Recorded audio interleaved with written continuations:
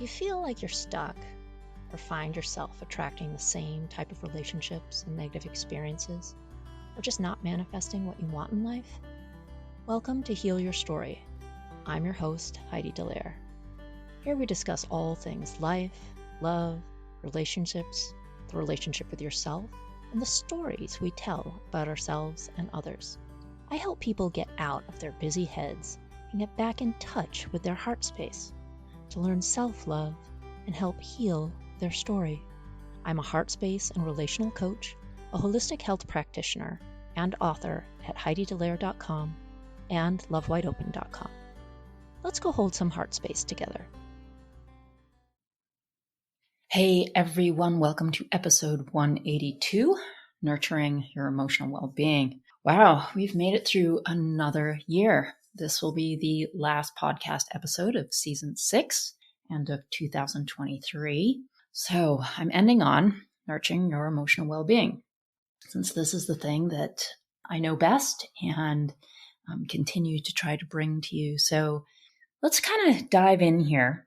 And we're going to embark on a journey today of understanding what it truly means to be emotionally and mentally healthy.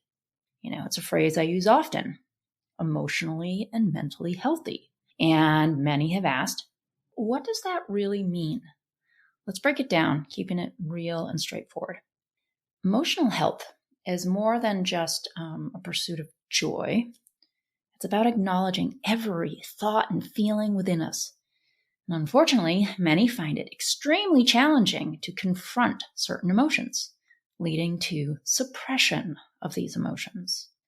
Perhaps you, like many others, have moments where certain feelings seem far too painful to even acknowledge. So it's crucial to recognize that emotional health is the ability to embrace the full spectrum of human emotions.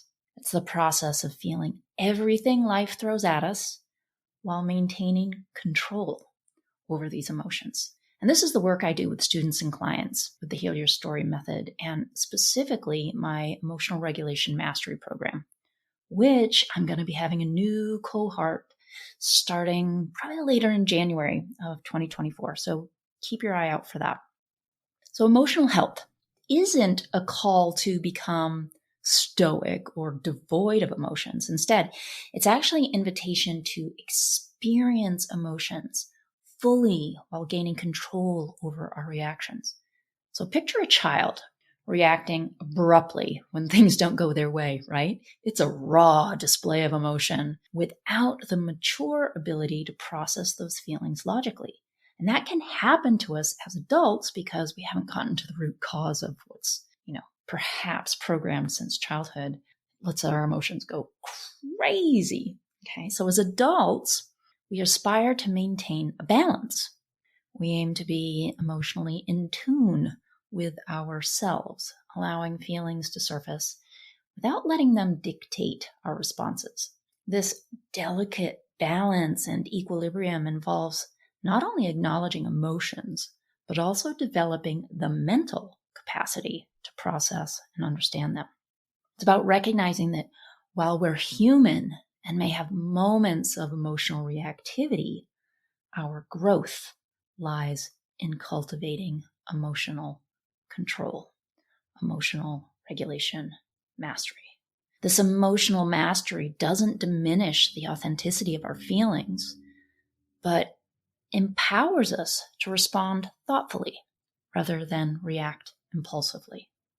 So gaining emotional control and understanding that this is a vital step toward achieving a balanced and resilient emotional state.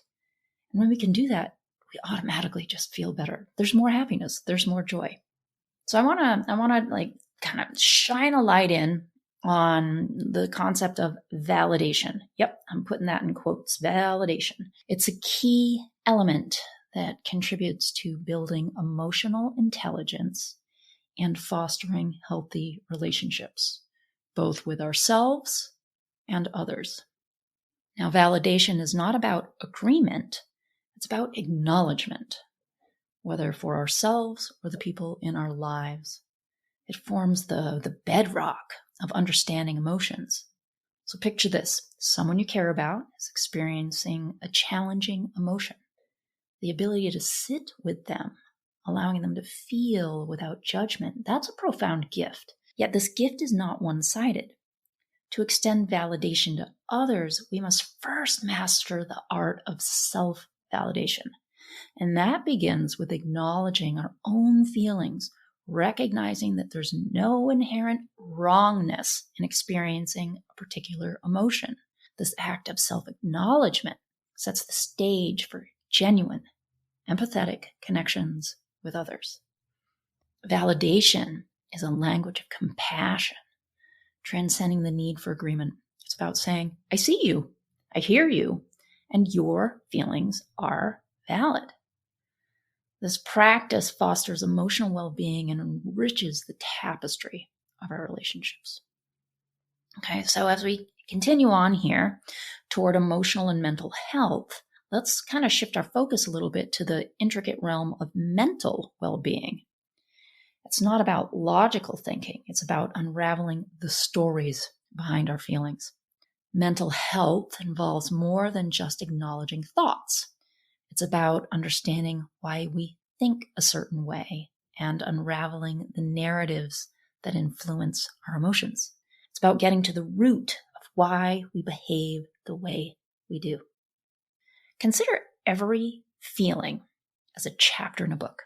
Got that visual? Each with its own unique story.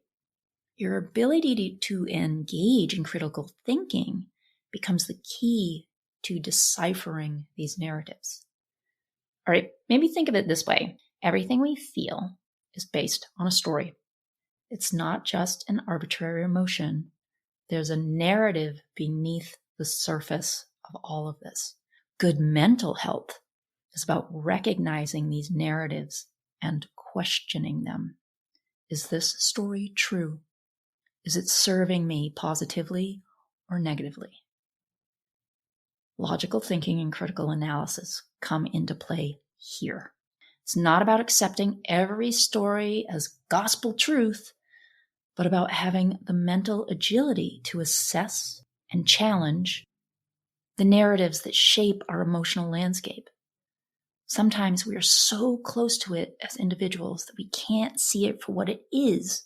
We need help from someone who understands the complexities of emotions to be able to guide you through that. So now that we've kind of explored a little bit about emotional and mental health independently, let's examine them in this beautiful intersection where these two realms converge. It's the dynamic synergy of acknowledging our emotions and unraveling the stories behind them, creating a harmonious state of well-being. Emotional and mental health are not isolated concepts, but actually interconnected facets to our entire holistic well-being. Acknowledging our emotions is the first step. However, it's the marriage of this emotional acknowledgement with logical thinking and critical analysis that really propels us toward a state of balance. Imagine it as a dance. Okay. Emotions provide the rhythm, and mental health is like the choreography that allows us to navigate through life's twists and turns. I really like that. Together, they form a powerful duo that guides us in responding thoughtfully to life's challenges rather than reacting impulsively. It's about embracing the full spectrum of human experiences, understanding our emotions and applying logical thinking to unravel the stories beneath them. The synergy empowers us to navigate life with resilience, set meaningful goals, and foster healthy relationships. I want to talk about becoming your own best friend. It's not just about understanding emotions and mental processes. It's about being your own guide and confidant. And sometimes we push things so far down and suppress them so far down that we aren't our best friend. We aren't giving ourselves the self-love to be able to get into an emotional and mental well-being state. The relationship we have with ourselves is the most significant relationship we'll ever cultivate. Imagine being your own best friend. the one who understands your emotions, supports your goals, and encourages your growth. This level of self-connection goes beyond mere acknowledgement. It's about active participation in your well-being. Becoming your own best friend involves a myriad of elements: self-parenting, self-love, and self-coaching. It's about being present with yourself 24/7 and learning how to navigate the complexities of your own mind and emotions. Now, right now, if all of a sudden you felt a lot of resistance, that's when you're like, okay, I need help with this. It's becoming your own advocate, learning to motivate and parent yourself through life's challenges. This is key. It's about celebrating the fact that you are the most important person in your own life and embracing the responsibility that comes with it. Many of my clients have learned these skills after spending time working on their nervous system regulation in order to be able to handle befriending and mastering these emotions. So this is all a journey, not necessarily a destination. And every step you take toward understanding and nurturing your emotional well-being is one more step toward a more empowered, resilient you. If you found this episode at all helpful, or maybe you had some aha moments, don't forget to check out the resources I offer. All the info will be in the show notes. If you aren't ready for larger courses or programs at this time, then at least get yourself on a Heal Your Story breakthrough session call with me, and we'll start moving the needle for better emotional and mental well-being for 2024 and beyond. This would be a gift to yourself. I will leave you with this gentle reminder: you are the most important relationship. Embrace the role of being your own best friend, your own motivator, and your own guide through life's beautiful complexities. Take action today. Stop waiting to heal. Sending you all lots of love. Bye for now. Thank you for listening to another episode of Heal Your Story. Please subscribe on Apple Podcasts, Spotify, or wherever you listen to podcasts. You can find me, my coaching services, my book, or book a Heal Your Story strategy session at HeidiDallaire.com. For other self-development articles, go to lovewideopen.com. And you can also follow me at Heidi Dallaire or Love Wide Open on all social media channels. Thanks so much. Sending lots of love.